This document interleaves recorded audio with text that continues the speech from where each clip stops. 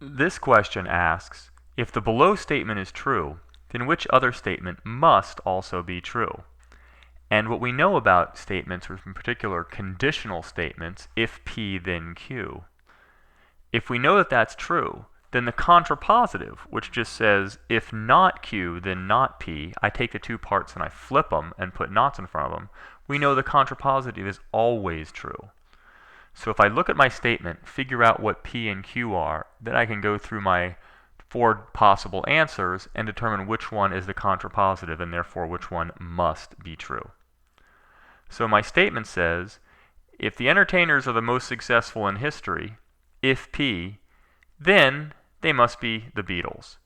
That's Q. So let's go through the different possibilities. If the entertainers are not the Beatles, if not Q, good start, then they must be the most successful entertainers in history. Well, that's P. So that is not if not Q, then not P. So that's not the contrapositive and therefore not our answer. Let's look at C.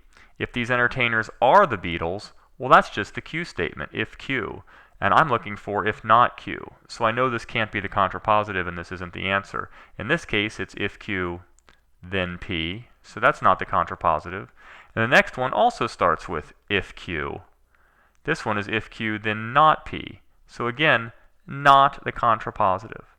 But if I look at A, if these entertainers are not the Beatles, if not Q, then they must not be the most successful in history. Then not P.